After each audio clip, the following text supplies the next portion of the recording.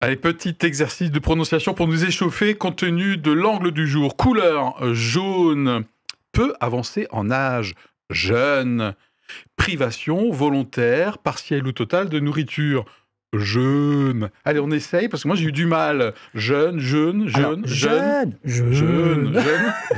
jaune. Non, mais pas la couleur là. Alors, stop, restez avec nous. Au-delà des rites religieux comme le ramadan bien sûr ou le carême, eh bien la pratique du jeûne est de plus en plus répandue, notamment en Occident. Alors il y a les jeûnes thérapeutiques, hygiéniques, etc. Et il y a le jeûne spirituel.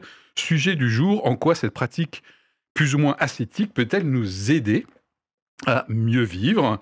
Et surtout, la question du jour, pour nous qui sommes déjà pratiquants du jeûne, ou bien peut-être susceptibles d'être tentés de le faire un jour, la question est, dans la catégorie jeûne spirituel, est-ce que le jeûne chrétien est top, et en quoi celui-ci est top par rapport aux autres pratiques?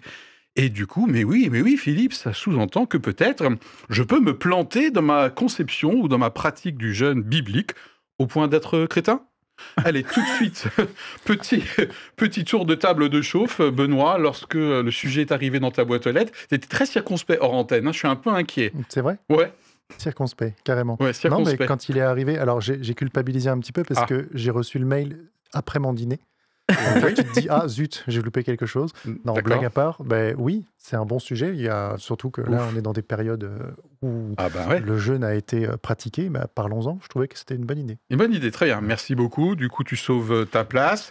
Et moi, eh bien, je reconnais que je suis plus intéressé intellectuellement, c'est-à-dire par parler du jeûne, que par le pratiquer. Mais j'en parlerai tout à l'heure, bien sûr, puisque l'une de nos premières questions, c'est tous les trois, au lieu de faire les marioles, vous faites du jeûne. Moi, je suis un petit peu jouisseur. Et encore une fois, j'adore la façon dont Jésus aborde cette pratique du jeûne pour qu'il soit effectivement top. Et ce qui peut être aussi top dans un instant, c'est la confession de Anita. Enfin, top, on sait pas. Non, mais ça va être top, vous allez voir, Et parce que d'abord, je dois commencer par le confesser. Je n'avais pas envie de faire de confession sur le jeûne spirituel. Ah, elle a bien dit, le jeûne. Elle t'a repris. Et toi, tu me dis mal depuis le début. Alors, voilà, mais je ne sais pas si je vais continuer. Alors, non pas que le sujet ne m'intéresse pas ou qu'il ne soit pas important, mais pour moi, en fait, le jeûne fait partie de ma relation personnelle avec Dieu. Alors, est-ce qu'on évoque aussi simplement que ça, la relation qu'on a avec quelqu'un qui nous est proche ? Alors, je pourrais aussi vous confesser mes inquiétudes concernant le développement de certaines pratiques de jeûne faites par ce que les sociologues appellent les nouveaux spirituels, qui, au travers du jeûne, s'engagent dans une quête de soi, une connexion au cosmos, et surtout, ne veulent pas entendre parler de Dieu. Alors, en tant que chrétienne, je me dis, est-ce qu'il n'y a pas là un travail à faire? Est-ce qu'il n'y a pas là un appel à l'aide? Mais finalement, c'est de rupture de jeûne dont je vais vous parler. Non. Et plus particulièrement d'une initiative qui se déroule actuellement en Israël et que j'ai vue récemment sur la chaîne d'Arte. L'initiative est portée par une association constituée de juifs et de chrétiens. Et leur action consiste à offrir pendant la période du Ramadan, lorsque les croyants en fin de journée vont à la mosquée pour rompre leur jeûne, eh bien cette association leur offre des dates. La rupture du jeûne, traditionnellement, pour un musulman, se fait en mangeant une date et en buvant un verre d'eau. Et les personnes interviewées, que ce soit celles qui donnaient ou celles qui recevaient, y voyaient clairement un geste de paix et les pratiquants musulmans en étaient touchés. Alors bien sûr, c'est probablement une goutte d'eau dans l'océan des difficultés qu'il y a actuellement entre Israël et la Palestine. Mais ce geste me rappelle l'état d'esprit concernant le jeûne qui est décrit dans le livre d'Ésaïe et qui consiste à détacher les liens de la méchanceté. Et ça me rappelle notamment une des bénédictions qui découlent d'un jeûne fait selon le bon esprit. On t'appellera réparateur de brèches, celui qui restaure les chemins, qui rend le pays habitable. Alors je souhaite que nos jeunes, à vous, à nous, eh bien, puissent nous conduire à devenir des réparateurs de brèches et à rendre les pays habitables. Anita. Allez, successivement, 3 questions. 1, c'est quoi notre pratique machin?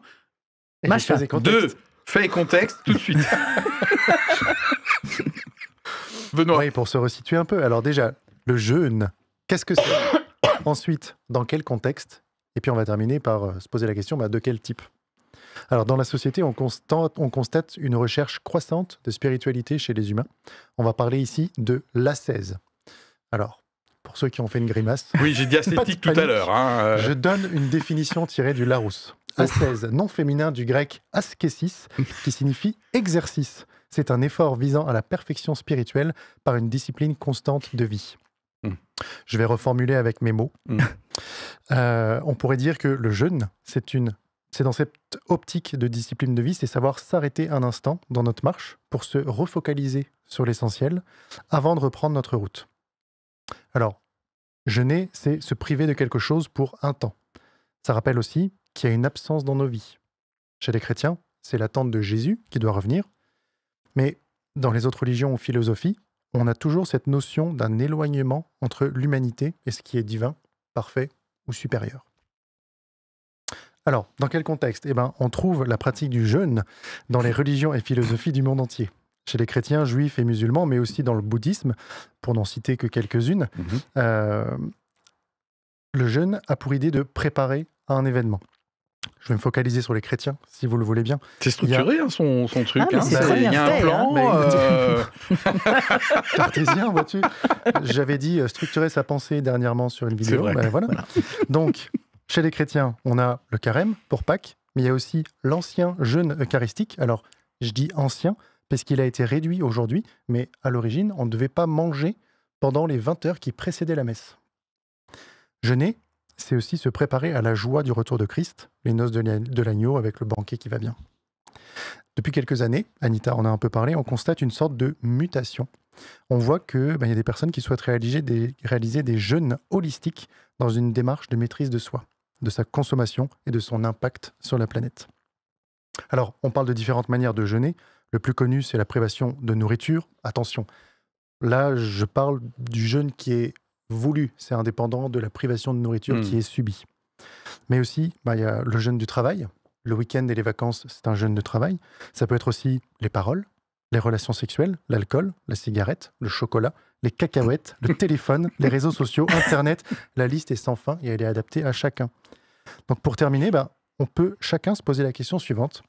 Dès lors que quelque chose prend un peu trop de place dans ma vie, suis-je capable, pour un temps, de stopper telle ou telle pratique pour me refocaliser sur l'essentiel? Alors, la réponse est-elle oui? Est-elle non? Est-elle un petit peu des deux? Première question, c'est quoi notre pratique? Merci Benoît pour cet éclairage sur le jeûne. Et après, on verra quels sont les bénéfices communs au jeûne spirituel dans toutes les religions, philosophies. Et ensuite, on verra en quoi le jeûne chrétien peut être top. Voilà, puisque notre audience et nous, on est des chrétiens. Voilà. Alors, Anita, le jeûne et toi? Alors, le jeûne et moi, oui. Tu as le droit d'en parler parce que c'est une pratique personnelle, ça avait l'air intime, je sais pas quoi, là, waouh! Non, mais j'ai fait une exception. Non, effectivement, ça fait partie de ce qu'on appelle les disciplines, enfin de ma discipline spirituelle. Alors, il y a et je dirais que plus ça va, plus je pratique cette forme de discipline. Alors, pas du tout de façon drastique. Je fais plutôt des jeûnes partiels, mais on pourra en parler tout à l'heure, mais c'est tout aussi efficace. D'accord, donc ça t'accompagne dans ton chemin chrétien depuis déjà pas mal d'années. C'est ça, c'est-à-dire entre des jeûnes soit faits en église. Ok, donc en collectif. Voilà, c'est ça, j'ai eu des temps de jeûne vraiment total, c'est-à-dire toujours en buvant bien sûr, mais mais jeûne hydrique, hein, si je prends le bon terme. Okay. Voilà, 6-7 jours, mais souvent chez moi je fais plutôt des jeûnes partiels, quoi. C'est sauter 1-2 repas pendant 1 à 5 jours en fonction de Et avec une connotation spirituelle? Ah ben complètement. Parce que c'est ce qu'on appelle, je crois, le jeûne intermittent, il me semble. Oui. C'est-à-dire le fait de sauter un repas de temps en temps. Alors pour moi, ça n'a strictement rien à voir avec un aspect santé. Okay, c'est vraiment une démarche spirituelle. Ok, très bien. Wow, on est complètement dans le sujet, ça fait du bien, Anita. Hein. Ah bah oui. Bah voilà. D'être complètement dans le sujet. Oui. C'est mieux. C'est mieux. Toi? Oui, je n'en fais pas une pratique régulière, je dirais plutôt que c'est une pratique occasionnelle. Okay. Que ce soit 1-2 repas, que ce soit quelques jours. Alors, Anita, tu as dit 6-7 jours, je ne suis jamais allé au-delà, donc voilà. Mais c'est vrai que les jeûnes de 3 jours, c'est aussi une expérience personnelle qui est intéressante. Toujours en lien avec mettre ce temps à part, se recentrer sur Dieu, en ce qui me concerne. Justement, dans un instant, on verra les bénéfices. D'autres choses à nous partager sur ta pratique du jeûne ou ta vision du jeûne? C'est bon? Ok, alors. Allez, très bien, non? Très bien. Moi, j'ai déjà fait. Non, parce que tout à l'heure, j'ai dit ouais. Tu nous as dit que tu avais la théorie. J'ai la théorie et assez peu la pratique. Quand même, j'ai fait déjà 2 fois 5 jours de jeûne hydrique en collectivité. Voilà. Et en fait, ça s'est très très bien passé. Et effectivement, ça m'a vraiment appris des choses sur moi, sur c'est pas possible, je vais avoir faim, je vais crever la dalle. Pas du tout. Tout se passe très très bien. Et là, c'était évidemment un jeûne très spirituel. Et sinon, je fais régulièrement des jeûnes intermittents, mais sans connotation spirituelle. Voilà, donc intermittent, je crois qu'il faut laisser passer 16 heures entre 2 repas. Deuxième question, dans quelle mesure il y a des effets bénéfiques, quelle que soit la nature du jeûne, de la religion qu'il intègre dans ses pratiques, pour ensuite y voir les spécificités du jeûne chrétien. Et encore, là, à mon avis, il y a des fausses idées qui circulent. Benoît, qu'est-ce que tu as noté comme premier élément peut-être commun et bénéfique au jeûne spirituel? Alors déjà, dans le jeûne spirituel, donc il y a l'attachement à Dieu. Moi, je mettrais aussi sur le jeûne, le jeûne en lui-même, ça nous apprend à comprendre que notre estomac nous ment. Parce qu'il va nous dire « J'ai faim, j'ai faim, j'ai faim, c'est la fin du monde !» Au secours ! Sauf qu'en fait, non, pas du tout. On le laisse crier, puis après, il s'arrête de crier. Tu parles d'un enfant, là? Non, de l'estomac. De l'estomac. Et en fait, on se rend compte que ça se passe très bien. Okay. On apprend aussi les limites de notre corps. Ça nous apprend l'humilité. Petit côté peut-être un peu spirituel si tu veux, mais on est humble face au jeûne parce que n'ayant plus de nutriments ou moins, les efforts vont nous coûter. Alors j'essaie de récapituler. On reprend un petit peu, c'est qui le boss ici? C'est ma tête, mon esprit et pas juste l'estomac. Et 2, ça permet d'écouter un petit peu son corps, c'est ça? Oui, et réaliser qu'on est peu de choses. Qu'on ait peu de choses. Donc tu parlais d'humilité. Ok, je pense que tu n'as pas fini, mais on va juste alterner un petit peu. Anita, des effets bénéfiques et communs? Alors déjà par rapport aux effets communs, quasiment dans la plupart des jeunes, que ce soit, je veux dire, quelle que soit la religion, c'est bien déjà le fait de ne pas manger, de ne pas consommer quelque chose. C'est quand même la base dans tous les jeûnes. Pour certains, ça va être effectivement de quelques heures à quelques jours. Bon, ce qu'on voit aussi de commun, c'est l'idée de se priver en fait de choses, alors qui peuvent soit simplement être agréables, soit qui en fait, sont dont on pourrait peut-être se priver habituellement. Je pense par exemple au tabac, pendant la période de Ramadan. On ne doit pas fumer normalement pendant le temps de jeûne. Voilà. Donc c'est aussi peut-être chercher à se défaire de certaines mauvaises habitudes. Voilà. Donc je pense qu'il y a à la fois peut-être se priver de quelque chose, mais peut-être se défaire de certaines autres choses.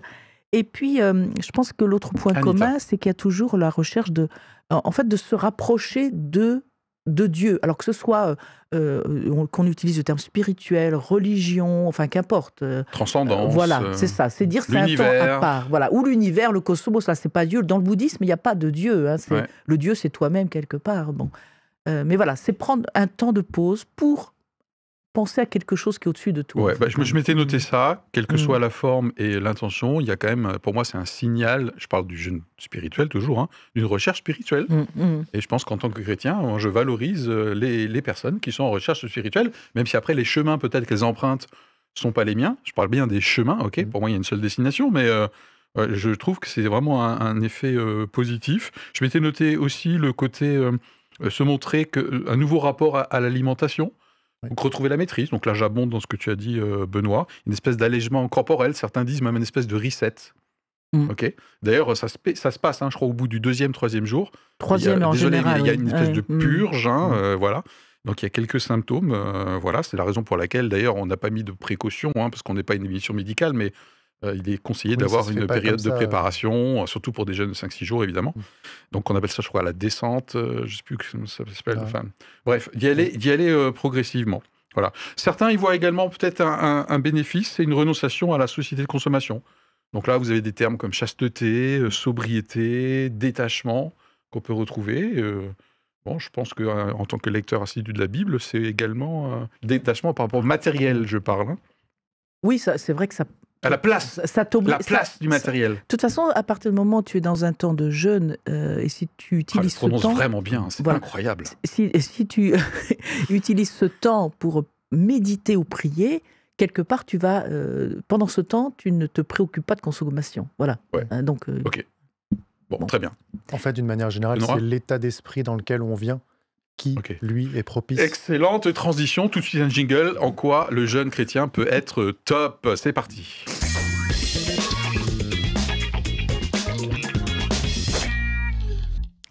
Alors là, ça va envoyer du lourd, ok. Donc, oui, parce que j'ai dit que potentiellement, c'est nous en tant que chrétiens sincères, on peut avoir une mauvaise façon peut-être à la fois d'habiter l'intention du jeûne tel qu'il est prévu dans la Bible, parce qu'il est prévu dans la Bible, et avoir une mauvaise façon peut-être de le pratiquer. Voilà, donc être plus ou moins un peu crétin. Voilà. Eh bien, c'est parti. Allez, Anita, un élément. Benoît, alors peut-être. Ok. Ben non, mais c'est un peu ce que je disais, vu qu'on a du temps pour l'introspection, on arrive dans cette période de jeûne. Je pense qu'en tant que chrétien, on jeûne, ça nous rappelle l'absence de Jésus. Jésus doit revenir, donc ça nous permet de nous poser et de nous dire, ok, moi, dans ma vie de chrétien, où j'en suis, faire une sorte de bilan. Je pense que ça peut être intéressant pour pouvoir se dire, tiens, est-ce que je dois réorienter ma foi? Est-ce que je dois avoir une autre manière de converser avec Dieu? Ok. Donc ça, on peut retrouver dans d'autres jeûnes spirituels.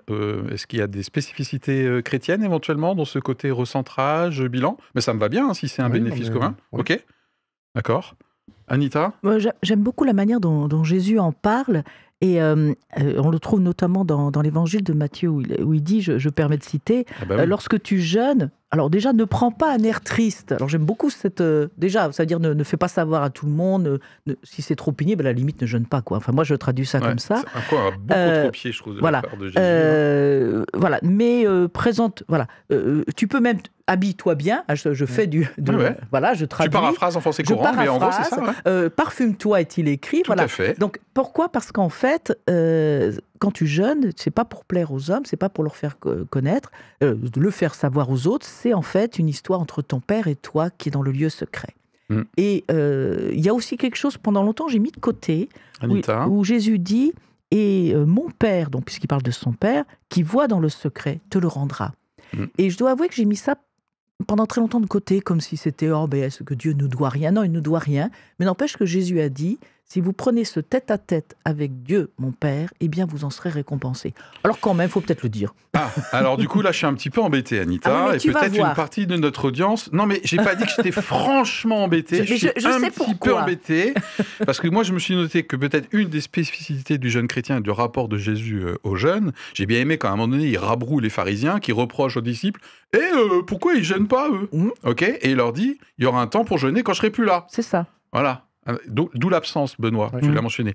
Moi, je me suis noté quand même la spécificité du rapport de Jésus par rapport aux jeunes, c'est que c'est une pratique pour se recentrer sur Dieu, et non pas pour faire pression sur lui, pas pour l'impressionner, et même si c'est un effort, ce n'est pas un mérite. Wow, la punchline, elle n'est pas de moi d'ailleurs. Hein. C'est très bien. Voilà, c'est un effort, mais c'est pas un mérite. Donc qu'est-ce que je fais? Apparente contradiction, Anita? Pas du tout. Parce que Jésus, il me dira, t'as fait tant de jeûnes dans ta vie, du coup, bingo? Non, parce que c'est pas une religion de la volonté. La Bible n'est pas légaliste du tout. Voilà, pas du tout. Et en plus, d'une part, il y a quasiment aucune règle fixée par Jésus. Okay. C'est donc bien la preuve qu'on fait en fonction de son rapport à Dieu directement, ou de sa propre volonté, ou de ce que Dieu peut nous conduire.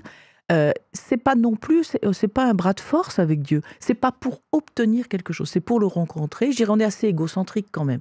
Donc c'est un naturellement, moment, oui. Voilà, c'est plutôt notre regard vers Dieu, je me descends. Ouais. Mais quand je dis, c'est Jésus lui-même qui a parlé de récompense. Oui, non, je veux surtout pas contredire. Mais c'est pas dans le sens, je vais faire des efforts pour avoir des récompenses. Je pense que la récompense, elle n'est pas celle auquel on pourrait penser éventuellement. Je pense que c'est d'autres types de récompenses. Qu'on ne voit pas tout de suite, qu'on n'imagine pas tout de suite.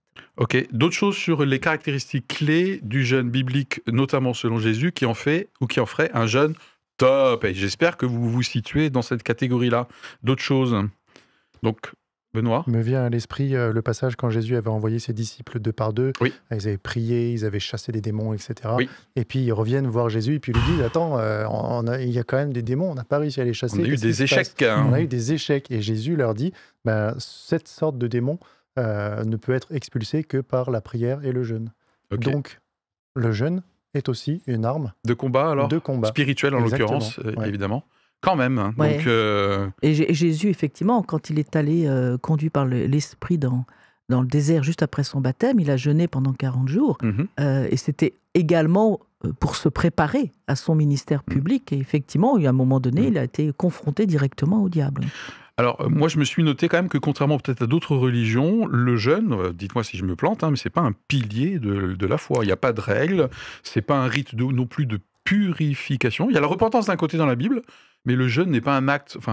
de contrition, voilà. Non, parce qu'il y avait des pratiques juives, le sac et la cendre. C'était dans l'Ancien Testament, voilà. Ouais. Donc, je sais pas, il y a des chrétiens, des croyants qui vont dire, ouais, le jeûne, il faut que je souffre, et du coup, non, il n'y a pas. Donc là, c'est quand même une belle différence, je trouve, avec d'autres religions. Pour revenir sur la question de la rencontre avec Dieu, je voulais reprendre un passage qui se trouve dans le livre de Zacharie, et qui est très intéressant, ce qui met « Quand vous avez jeûné et pleuré », le 5e et le 7e mois, c'était des dates retenues à cette époque-là, et cela depuis 70 ans, est-ce pour moi que vous avez jeûné ? Donc c'est une interpellation de Dieu. Donc clairement, la Bible nous dit, le jeûne, en fait, c'est pour Dieu. C'est-à-dire que, alors bien sûr, c'est pas lui qui ne va pas manger, mais il se passe quelque chose avec lui. C'est l'état d'esprit, en fait. Ouais, l'état d'esprit, il est fondamental. Qui meut. Et si tu fais telle action alors que tu avais tel état d'esprit, Dieu regarde au cœur, et en fait, il regarde à l'état d'esprit.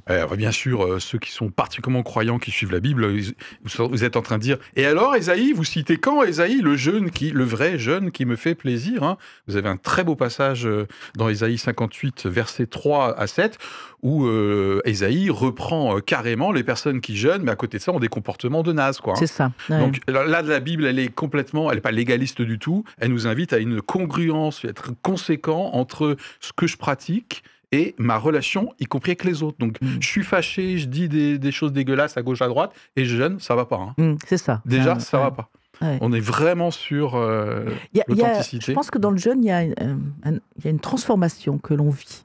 Et non pas par notre volonté. Du fait du contact avec Dieu. C'est ça, parce qu'il se passe quelque chose. Ouais, et je pense que ça ne se passe pas toujours immédiatement. Parfois, ça se passe quelques jours, quelques semaines après, et on se dit « Ah, ça, je n'aurais jamais cru que cette chose allait se passer en moi, ce changement de manière de voir. » Et ça peut être facilement lié à un temps de jeûne. Même. J'ai même cru voir qu'il y avait un lien dans le jeûne biblique entre le jeûne, la prière évidemment, et l'aumône. En fait, le fait de faire des bonnes œuvres en profitant aux autres. Alors, j'ai pas... si, je crois que c'est aussi dans Ésaïe, ça. Hein. C'est aussi dans Ésaïe. Et tu l'as dans Matthieu... On l'a dans Matthieu 6, en fait. Oui, Matthieu 6, c'est exact. On a 3 choses qui sont mises en même temps et qui sont formulées de la même façon. Oui, c'est quand tu jeûnes, quand tu pries et quand tu fais l'aumône. Okay. Donc, et c'est écrit de façon quasiment parallèle. Et à chaque fois, et on est invité à le faire sans se vanter, entre guillemets, sans gna gna gna, moi j'ai donné des sous. Moi je suis capable de jeûner tant de jours. De dire non, c'est pas... T'es pas obligé de rentrer en compétition avec Anita tout à l'heure. J'ai bien vu que t'étais un peu piqué. Okay. Voilà, donc c'est pas cet état d'esprit, mais c'est dire tu le fais en fait dans le secret. Ouais. Donc la motivation, elle est absolument pas légaliste, clairement. Je note aussi que la spécificité peut-être du jeune chrétien, c'est qu'à la fois il aime bien remettre le corps à sa place, tu en as parlé, mais en même temps je ne trouve pas du tout, alors nulle part dans la Bible, et notamment par rapport aux jeunes, de mépris par rapport au corps. Hein. Donc ça, le fait de se détacher de son corps, de ses contingences, je pense que c'est vraiment une culture qui n'est pas biblique. Qui n'est pas biblique. Et là, on peut vraiment avoir des hiatus avec d'autres philosophies ou d'autres religions. Oui, parce qu'on reprochait même à Jésus d'être un mangeur et un buveur, entre guillemets. Trop bon vivant. Entre guillemets, voilà. Clairement. Ok. D'autres choses pour terminer sur les spécificités du jeune chrétien, en quoi du coup il peut être top. C'est bon, terminé. Alors on vous laisse vous faire votre opinion, chère audience. Vous, est-ce que vous jeûnez ? Voilà. Est-ce que vous avez déjà pensé à faire un jeûne spirituel ? Et dans quelle mesure votre jeûne se rapproche des caractéristiques pour que ce soit un jeûne top, en tout cas au niveau des chrétiens. Voilà. Merci toute l'équipe. À bientôt pour un prochain épisode. Bye. Oui, il faut qu'ils s'abonnent, c'est ça. Et si vous aimez, vous likez, vous vous abonnez. Anita. Ciao, à la prochaine.